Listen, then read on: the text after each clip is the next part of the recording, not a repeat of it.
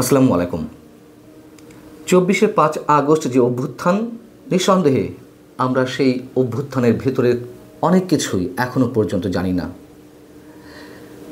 ৫ August সেনাপ্রধান শেষ মুহূর্তে শেখ হাসিনাকে কি বলছিলেন, ভারতের গোয়েন্দা সংস্থার ভূমিকা কি ছিল, শেখ হাসিনা কেন শেষ পর্যন্ত ধরে বসেছিলেন যে তিনি দেশ ছেড়ে যাবেন না, এই আন্দোলনে সাধারণ মানুষের স্বতঃস্ফূর্ত অংশগ্রহণ কেমন ছিল, অথবা এই আন্দোলনের পেছনে ক্রিয়ানকের ভূমিকা কারা পালন করছিল, প্লট কারা নির্মাণ করেছিল, কত টাকা ব্যয় হয়েছিল, এমন অনেক প্রশ্ন নিঃসন্দেহে এই প্রশ্নগুলো সামনে রেখে পৃথিবীর বিভিন্ন প্রান্তের গবেষকরা আগামী কয়েক বছর নানান ধরনের গবেষণা করবেন আমি নিশ্চিত।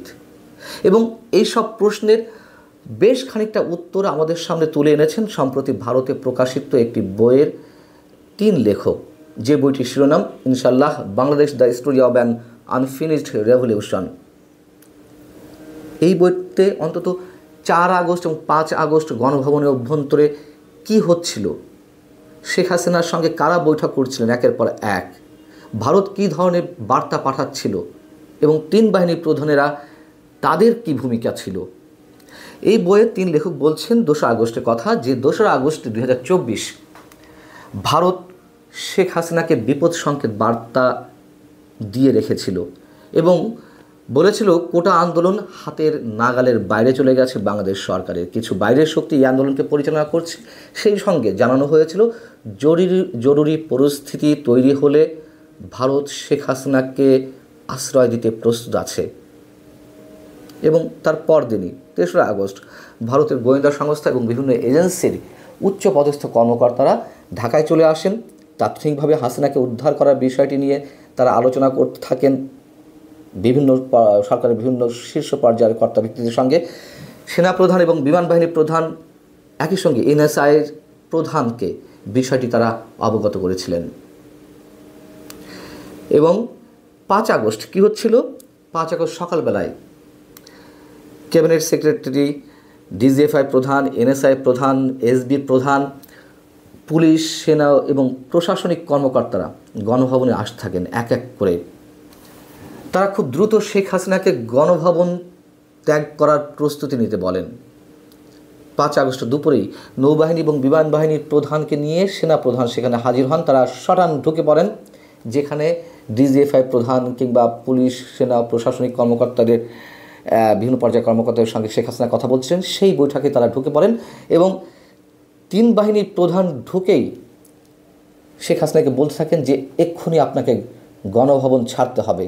সেনাপ্রধান জানান তিনি যদি গণভবনের বাসভবনে থাকেন তবে তার নিরাপত্তার কোনো গ্যারান্টি দেওয়া সম্ভব নয়। অর্থাৎ সেনাবাহিনীর পক্ষ থেকে এই কথাই তাকে সরাসরি জানিয়ে দেওয়া হয়। সেনাপ্রধান তাকে ব্যাগপত্র গুছিয়ে দ্রুত গণভবন ছাড়তে চাপ দিতে থাকেন, জোরাজুরি করতে থাকেন। প্রধানমন্ত্রীর সঙ্গে কথা বলার সময়ই চারদিক থেকে বিক্ষোভকারীরা গণভবনের দিকে ছুটে আসছে এমন খবর পৌঁছাতে থাকে। এবং বইয়ের লেখকরা বলছেন জেনারেল ওয়াকারুজ্জামান আবারও হাসিনাকে বলেন সময় নষ্ট করার সুযোগ নেই, তাকে এক্ষুনি গণভবন ছাড়তে হবে। কিন্তু শেখ হাসিনা কিছুতেই গণভবন ছাড়তে সম্মত হচ্ছিলেন না। শেখ হাসিনা তাদের সেই পরামর্শ মুখের উপরে প্রত্যাখ্যান করেন এবং তিনি মন্তব্য করে বসেন যে ভাবলেন কি করে এই সংকটময় মুহূর্তে আমি দেশ ছেড়ে চলে যাব। সেনাপ্রধানের কাছে শেখ হাসিনা তখন জানতে চান আপনি আমার পাশে শক্তভাবে দাঁড়াবেন কিনা।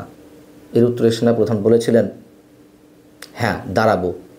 কিন্তু এরপরেও নৌবাহিনীর প্রধান এবং বিমান বাহিনীর প্রধান হাসিনাকে জানান তারা শক্তভাবে তার পেছনে থাকলেও তার উচিত দেশ ছাড়ার প্রস্তাবটি নাকচ করে দেওয়া নয়।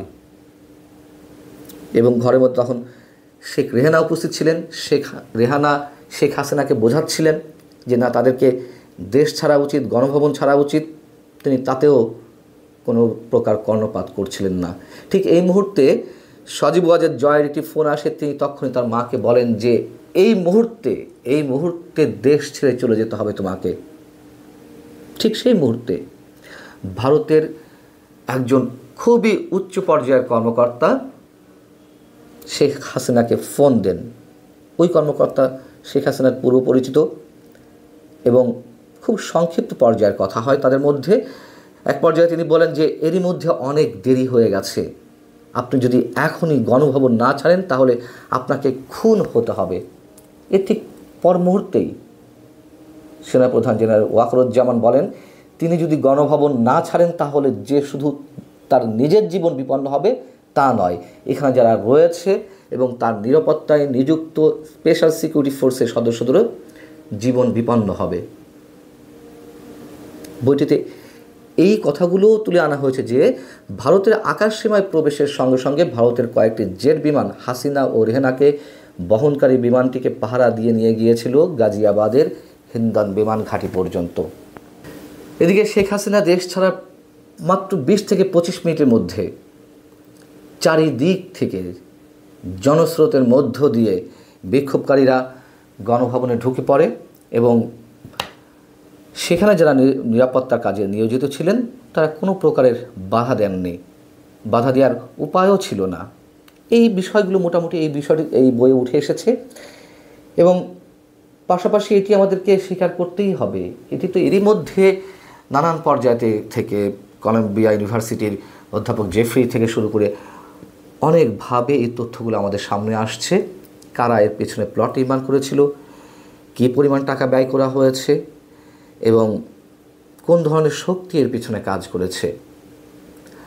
আর একটা পর্যায়ে নিশ্চয়ই আমরা দেখেছি যে সেই আন্দোলনে সাধারণ মানুষের ইনভলভমেন্ট ছিল, যারা আওয়ামী লীগের করেন বা আওয়ামী লীগের বিভিন্ন পর্যায়ের নেতা রয়েছেন তাদের সন্তানেরাও সেই আন্দোলনে ছিল। তারও ব্যাখ্যা এর আগে আমি আপনাদের সামনে দিয়েছি। তবে যেই তথ্যগুলো আমাদের সামনে আসছে নিশ্চয়ই একটা সময় আমাদেরকে কথা বলতে হবে, শেখ হাসিনা সরকারের বিদায়টা হয়তো প্রয়োজন ছিল, কিন্তু তার বিদায়ের মধ্য দিয়ে আমাদের অনেক কিছুই শেষ হয়ে গেছে। ভালো থাকুন সবাই, আল্লাহ হাফেজ।